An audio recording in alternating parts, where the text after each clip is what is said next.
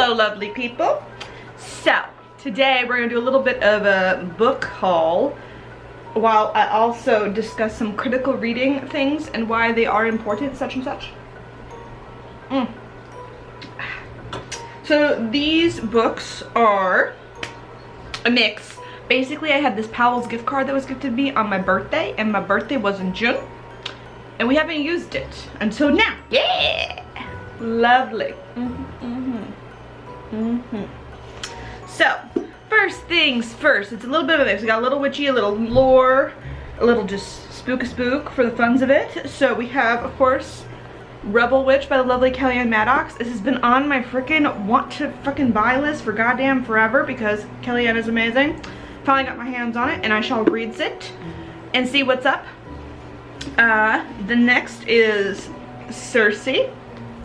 I'm very much into this everyone is exploring mythology again. All for it. This one's more just like kind of fun, spooky, weird.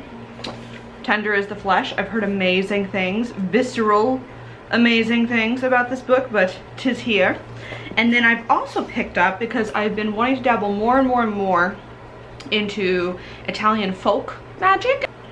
So I picked up the Pomegranates and Other Italian Fairy Tales that I am interested to read. This is by Christina Mazzoni. So yeah, that's another fun one. And then I also have The Wonderful Lore of Monstrous Creatures. Spooky spook. All of the spooky spook with lore. Here are all these lovely books that I shall be reading at some point before the end of this year. Fingers crossed, maybe into next year, who knows. I'm well ahead of my reading goal for this year. And I very much am ascribing to the read whatever the fuck I want type of books, like whatever grabs my attention, and if it doesn't grab my attention I get to put it down.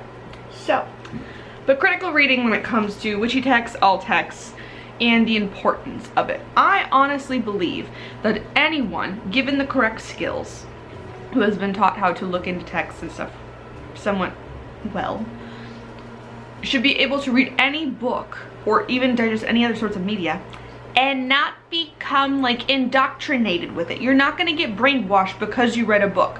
Books should not be burned, and to that I say literally any fucking book, any book, I don't care what is written in it, it should not be burned. And if I picked up anything from the worst of the worst books that prescribe nothing but every terror in the world as a good thing, to the best book that would be like, this is how we make a utopia, like, and anything in between, I should be able to read something, determine whether that is fiction, applicable, works for me, doesn't work for me, I don't have enough knowledge in that, all those things. I will not become indoctrinated by a book. You shouldn't become indoctrinated by a book either. There are great ways for us to learn and to take in new knowledge, but we should always be looking at it with a critical lens. And this is basically just kind of how I go about it. Okay, I just need to put these down. 1 second, they're all falling. Reading books and taking in new information is one, as I stated earlier, when it comes to reading specifically, as I'm trying to get myself to read more, is I just read whatever the hell I want to. Whatever grabs my attention. It does not have to be all literary, whatever, blah, blah, blah, blah, blah. I will look for recommendations if people are recommending things on witchy YouTube channels, Instagram, book talk, whatever. Like, I am constantly looking for recommendations. If I walk into a bookstore, I always look at the employee recommended bestsellers. Whatever I will look for, any place that's going to recommend new books regularly. And then all it has to take is, does the topic grab my attention and does the title grab my attention? That's all I need. Very rarely do I heavily look into books before I read them. And some people might find that odd, especially if I'm looking for certain informational texts, right? And on that front, if I've just like haphazardly heard that like this is not a good source, or nah, that's not all that great, I make a note of it, but I don't track them as regularly as someone else recommending something well. And the reason for that is a very important one when it comes to critical reading, always. And I think the first thing to do is why I kind of, other than like a light recommendation, I don't necessarily pick up books or research books further before picking them up, is because I want to go into them with an open mind. By open mind, I don't mean like, oh, this will be so great and so informative. No, I'm very much going in, I guess, more so a neutral mind. open to new ideas, open to what this book could present to me, but not leaning necessarily one way or the other, just interested in what this information could be. That, I think, in a lot of ways allows you then to read something, and as your brain, or as you start like having reactions to the text, like there have been many a times where I have read at the start of my craft older Wiccan texts, you know, all the books that are like in every freaking new age bookstore. When I was reading all those, there was a lot of interesting misogyny situations, a lot of stuff that I would take in for a second, then I would question later, take in for a second, you know what I mean? Like that type of deal. There's other books that I could tell I was kind of curtailed one way or another, and then upon other people talking with them about me, I was like, ooh, went to revisit them, and I was like, okay, now I see what you're talking about. But that first original openness, I think, allows me to really understand and undertake things, and because it's a neutral thing that then allows me to either lean into something and or to doubt. So one of the things I like to do is, one, if you are this person, I do not think you are the devil, I promise, you are not evil incarnate. I do not mark my books. We do not full pages, we do not put stickies, we do not highlight, we do not write in the margins. Ugh.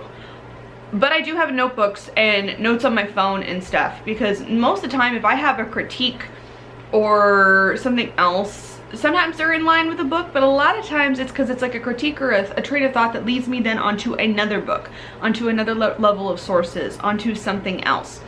So I might like make a note to say like, this page question starts popping, and then I'll put a little note underneath that, even to be like, look up source, check bibliography when done, look up counterpoints to this, yada yada yada yada, you know what I mean? So like I keep little notes and stuff if it's a more informative text. That's kind of just how I go. And then because I'm such a little curious nibbler when it comes to information, I will then go back at my leisure and peruse those and then double check and do more research into them whenever I'm feeling up to it.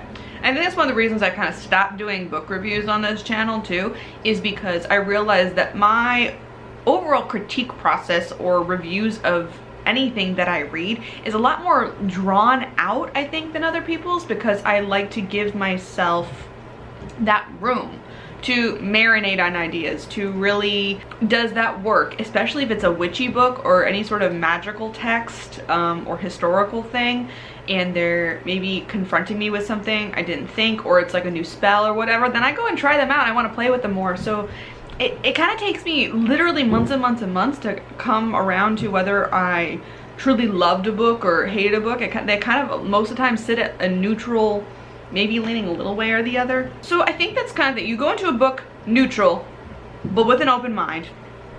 Allow yourself to write down or mark down questions. The kitty must make an appearance. Hello! You know what that means now. Come here. You must go on camera. She come close. We can snatch. Ha! You gonna join? What do you think? Critical reading, important, it's good. Where was I? Now distracted by a cat. Go into an open mind, pick whatever the fuck you want, have your doubts. Write down your doubts, your questions, your leanings, explore on them later. And I think overall, the best way that I have realized that I have become critical in my reading is if I find myself emotionally leaning one way or another on a text, like really feeling into it, like, oh my god, this is so fascinating, oh my god, this is such a very interesting level of things, or oh my god, I hate this, absolutely fucking not, what the fuck is wrong with this person, yada yada. Oh, I kind of mark that book, because if it's gotten me a high emotional reaction, it's usually because there is something there that is triggering things. It's a key for me to go and look into it more. But having that ability to recognize when you have a big reaction and then researching it more and allowing yourself then to have that little kernel of doubt and asking yourself routine questions is how you don't get overtaken by information, and why it is so important to know that you could read something that you might agree with in 1 second and then literally disprove to yourself by doing further research later. And by research, I mean, for me, it's way, research and critical reading and all these things can feel so academic and heavy. So just, oh my goodness, no. Whereas for me, it is a much more playful curiosity. Not because I thoroughly enjoyed that in school. Let me tell you, I used to avoid the library like a fucking plague. I hated that place. And I think a lot of that just came down to that because it wasn't topics that I was interested in, and I didn't let myself, again, have that relaxed look about things, and allowing myself to admit to others and people, in a sense, the fact that, like, hey, because you've read a book, 2, 3, 10, doesn't matter, you probably don't have all the information yet. There's always more information. There's always more layers. There's always more backing, things to unpack.